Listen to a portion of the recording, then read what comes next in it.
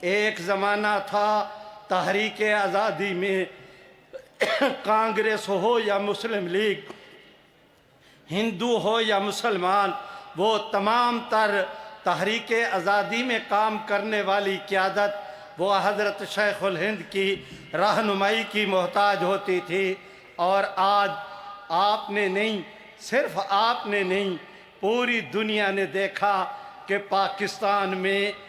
آئین کی گتھیاں سلجھانے کے لیے اپوزیشن اور گورنمنٹ سب کو اللہ نے حضرت مولانا دامت برکاتہم کے دروازے پہ آنے پہ مجبور کر دیا۔ یہ آپ سب کے لیے، جمعیت علماء اسلام کے لیے، ہمارے لیے معافی چاہتا ہوں، صرف آپ کے ہمارے جمعیت کے لیے نہیں، اس خطے میں دین اسلام کے لیے کام کرنے والے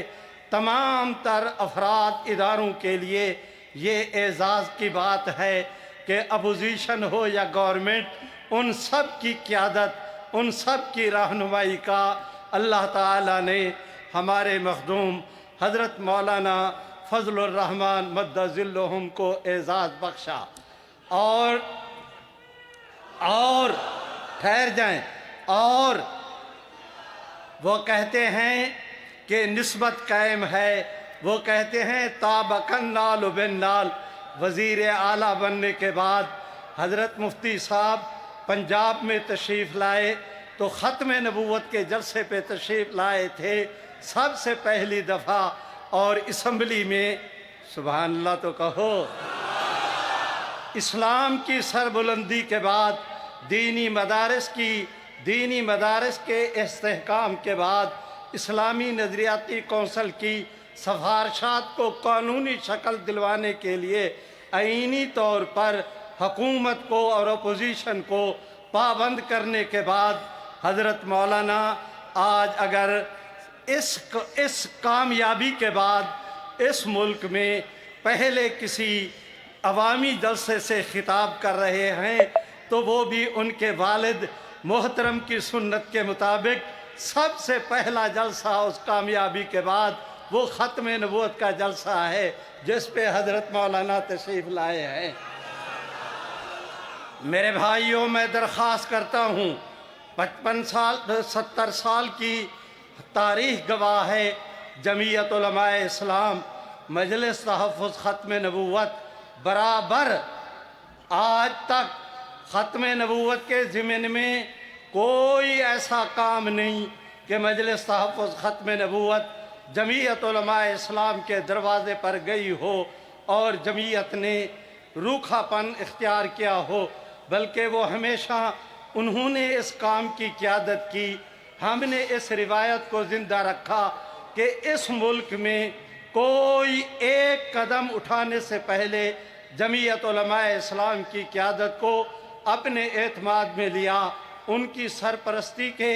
ہاتھ کو اپنے سر پہ پہلے رکھا، انہوں نے اشارہ کیا، ہم نے جان کی بازی لگائی اور قدرت حق نے کامیابی کے ساتھ نوازا۔ آج اسی عزم کا اظہار کرتے ہوئے،